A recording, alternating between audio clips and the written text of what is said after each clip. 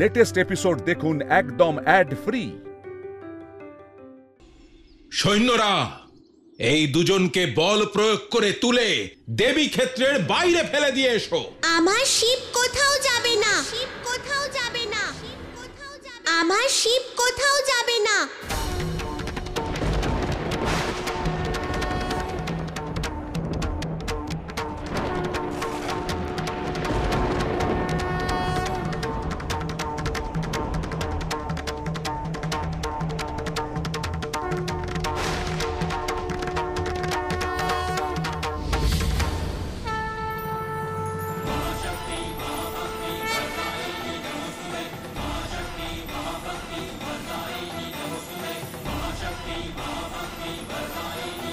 মা,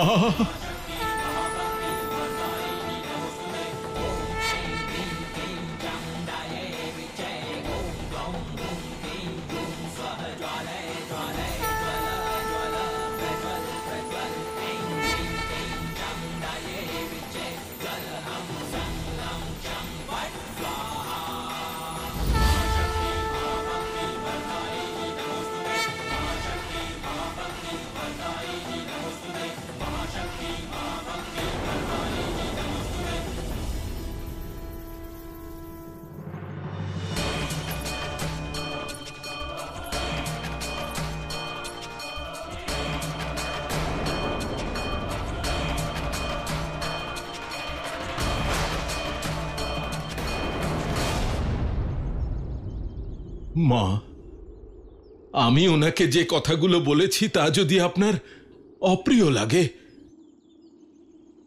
তাহলে আমি ওনাকে কখনোই দেবী ক্ষেত্র ত্যাগ করার কথা বলবো না। মা,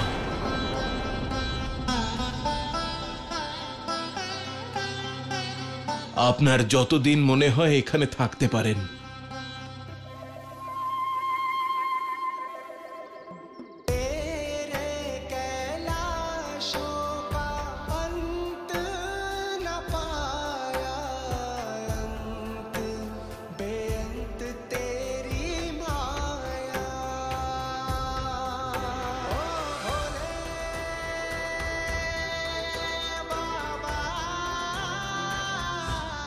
এবার আপনি প্রসন্ন হয়েছেন তো মা?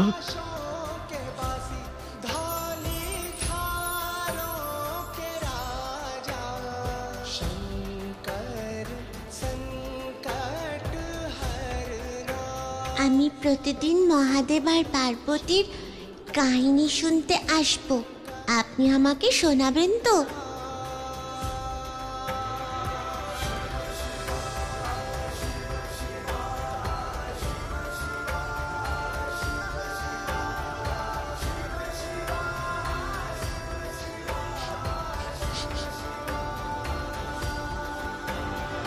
অবশ্যই শোনাবো মা। আপনি আদি শক্তি, আমাদের মা, আপনার কথা কিভাবে অমান্য করতে পারি? শিবের কাহিনী অবশ্যই শোনাবো।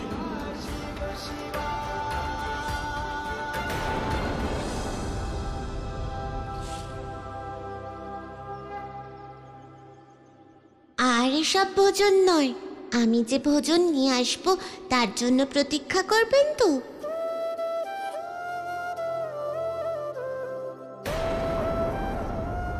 অবশ্যই, আমি এখানেই আপনার প্রতীক্ষায় থাকব মিত্র।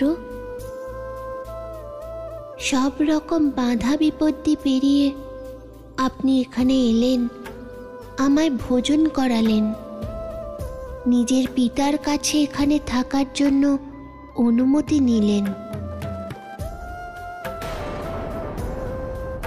আপনাকে ধন্যবাদ মিত্র।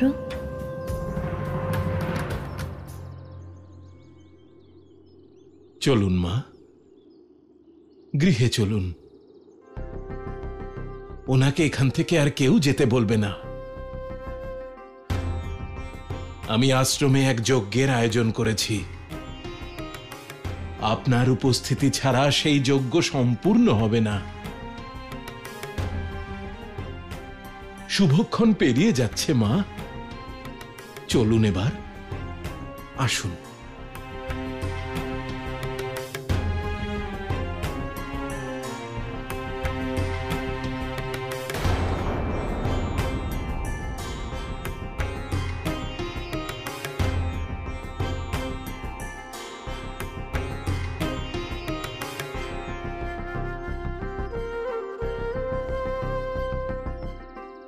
এই নতুন মিত্রতার আরম্ভ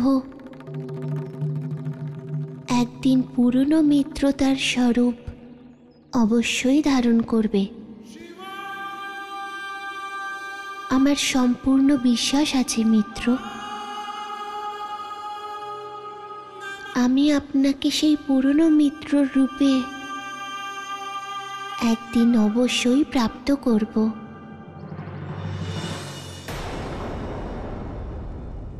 আপনার স্বপ্ন এখন সত্য হতে চলেছে অসুররাজ। ঘৃণা, বৈরিতা আর বিরোধের শাখা মেলে বটবৃক্ষ হয়ে ঋষি কাত্যায়নকে পুরোপুরি আচ্ছাদিত করে ফেলেছে। আমার বিষ বৃক্ষের শাখা প্রশাখা ছড়িয়ে পড়ছে।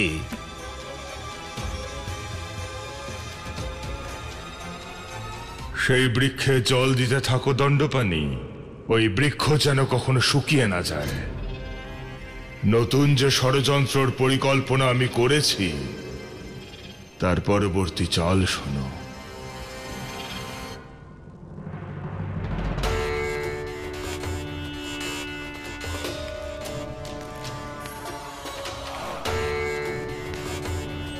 দণ্ডপানি, শিশু ভোলানাথ আর কাত্যায়নীর মিলনের মাঝে একটা সূক্ষ্ম প্রাচীর তুলে দাও, যাতে শিশু ভোলানাথ বিহ্বল হয়ে ওঠে, ব্যাকুল হয়ে পড়ে ওই কাত্যায়নীর সাথে মিলিত হতে, এবং অবশেষে ঋষি কাত্যায়নের আশ্রমে গিয়ে পৌঁছয়। এতে কি লাভ হবে তারকা? তুমি দণ্ডপানিকে ষড়যন্ত্রের শক্তিকে ব্যর্থ করার পরামর্শ দিচ্ছ কেন? মা, এই পরামর্শ আমার ষড়যন্ত্রকে ফলপ্রসূ করার মাধ্যম মাত্র। যখনই শিশু ভোলানাথ ঋষি কাত্যায়নের আশ্রমে গিয়ে পৌঁছবে, আমরা সেই আশ্রমে অগ্নি সংযোগ করব। তার মানে তুমি ওদের দুজনকে অগ্নির আহার করবে? না মা, সেই অধর্ম আমি করতে পারবো না। তাহলে এরকম করার প্রয়োজন কি? শিশু ভোলানাথকে দোষী সাব্যস্ত করা, শৈব এবং শাক্তদের মধ্যে এই বিরোধ যেন কোনোদিন শেষ না হয়ে যায় সেই ব্যবস্থা করা। আগুনের ওই লেলিহান শিখার একদিকে কাত্যায়নী আর অন্যদিকে শিশু ভোলানাথ।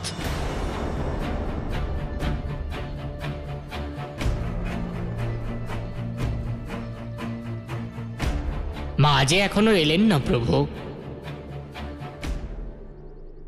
উনি আসবেন, প্রতীক্ষা করুন। হ্যাঁ প্রভু, আমারও মনে হয় না যে ঋষি কাত্যায়ন মাকে এখানে আসতে দেবেন। নন্দীদেব, আপনি এটা কিভাবে বলতে পারেন? আপনি তো দেখেছিলেন যে মা হ্যাঁ বলেছিলেন। দেখেছিলাম, আর তার সাথে সাথে ঋষি কাত্যায়নের চোখে আপনার প্রবল বিরোধিতাও দেখেছিলাম প্রভু। ওনার কঠোরতা ওনাকে আপনার শত্রু বানাচ্ছে প্রভু। ঋষি কাত্যায়নের যে আচরণকে আপনি কটূক্তি বলছেন তা বিরোধ নয়, ওনার ভক্তিরই অংশ মিত্র। আমার মিত্রের প্রতি এ ওনার সত্য আর সমর্পিত ভক্তি। এই অবস্থাকে প্রাপ্ত করে নেওয়ার পরে কোনো ব্যক্তি অন্যের অস্তিত্বকে স্বীকার করতে পারে না।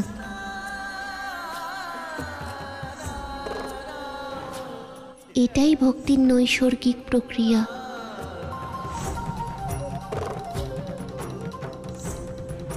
একে অন্যভাবে দেখবেন না মিত্র।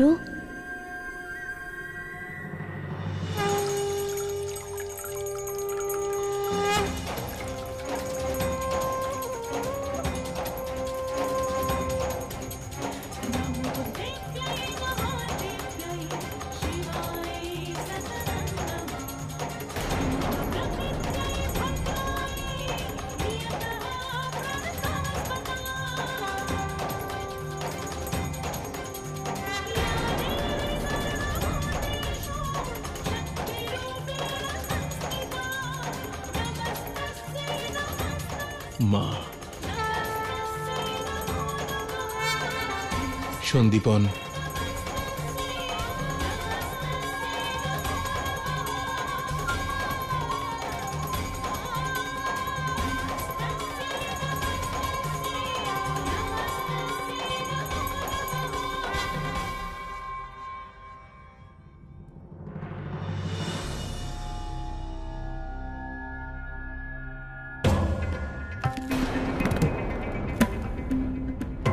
অসুর মহাবীরদের প্রাণ নাশ যে করেছে সেই আদিশক্তির চরণামৃত আমি পান করব? কখনোই নয়, আমি তোর রক্ত পান করব।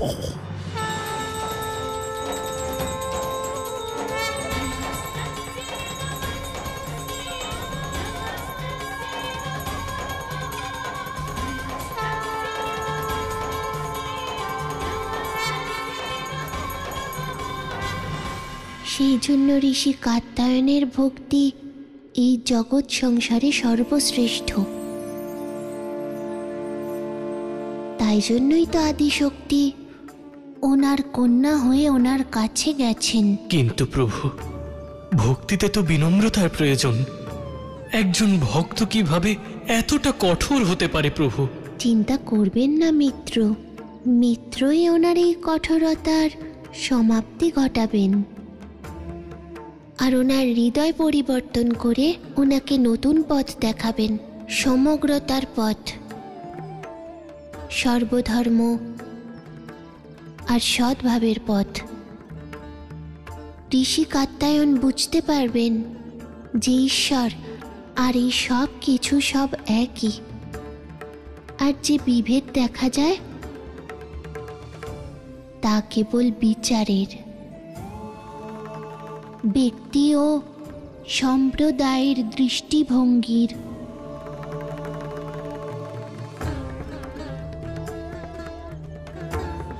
একটি অনুরোধ রয়েছে প্রভু। কি মিত্র নন্দী? ঋষি কাত্যায়নের পরিবর্তন আর মায়ের কাছে আশা রাখার পূর্বে আপনি মাকে শীঘ্রই সম্পূর্ণ বানান প্রভু। মায়ের স্মৃতিকে ফিরিয়ে আনুন। আপনার এই দায়িত্ব সর্বোপরি প্রভু। সঠিক বলেছেন আপনি মিত্র। স্মৃতি না ফিরে এলে মিত্রের শক্তি সক্রিয় হতে পারবে না, তাই আমাকে সেই শক্তি সক্রিয় করার চেষ্টা করতে হবে।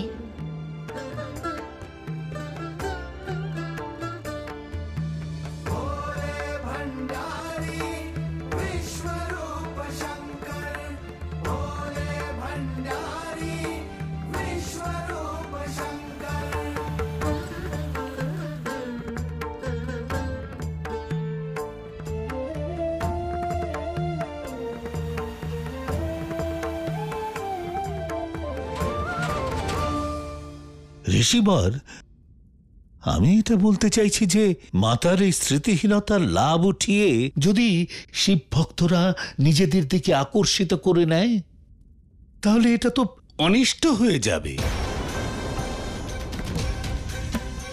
ওনাকে আটকানোর প্রয়াস আমি করছি আচার্য। কিন্তু আমার মত অনুযায়ী আপনার এই প্রয়াসকে আরো একটু কঠোর করা উচিত ঋষিবর। না, আমি আমার কন্যার সঙ্গে কঠোর হতে পারবো না। এটা ভুলে যাবেন না আচার্য যে উনি আমার মা, আর একজন পুত্রের তার মায়ের প্রতি কঠোর হওয়ার কোনো অধিকার নেই।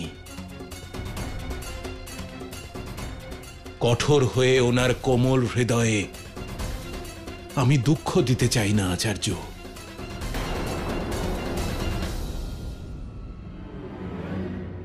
কিন্তু গুরুদেব, এই প্রশ্নটা তো আমাদের সমগ্র দেবীকুলের অস্তিত্বর সাথে সম্পর্কিত। তাই আপনাকে শাক্ত সম্প্রদায়ের হিতের কথা মাথায় রেখে কঠোর হয়ে পিতার ভূমিকা পালন করতে হবে। কিন্তু কি করে হব আমি কঠোর সন্দীপন? কি করে হব কঠোর? চিন্তার এই পাক থেকে বেরিয়ে এসে ঋষিবর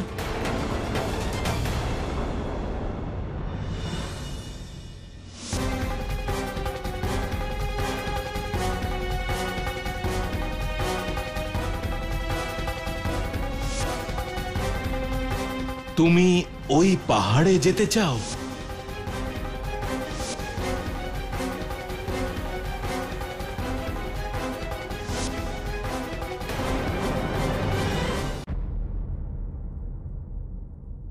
ঠিকই বলেছ।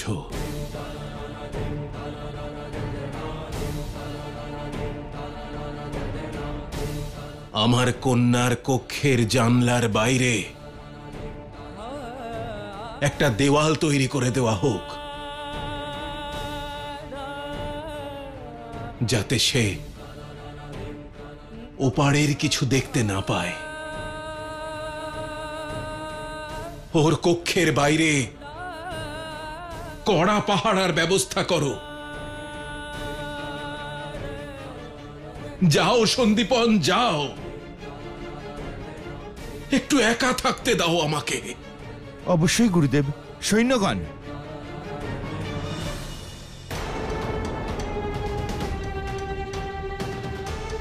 বিভেদের দেওয়াল উঠে গেছে, আমাদের পরিকল্পনাকে সফল করবে।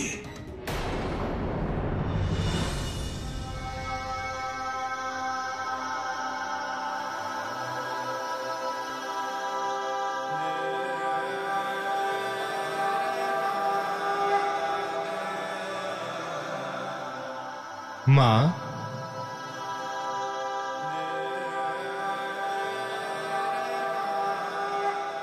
গুরুদেব আপনাকে বাইরে পূজাস্থলে ডেকেছেন।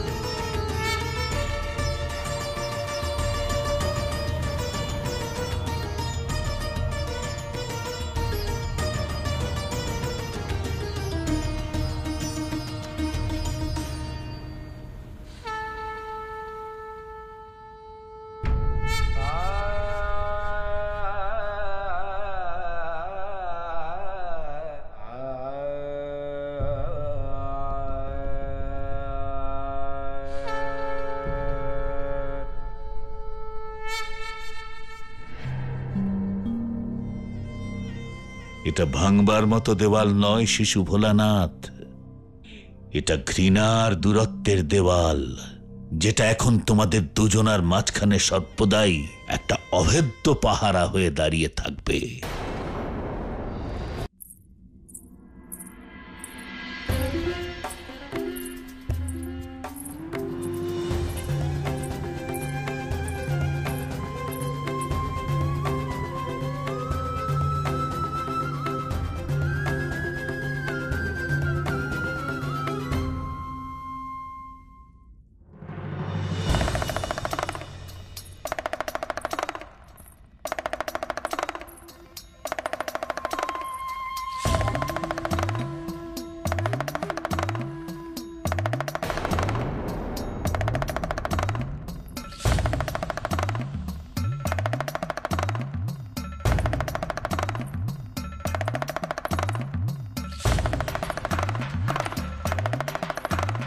মা,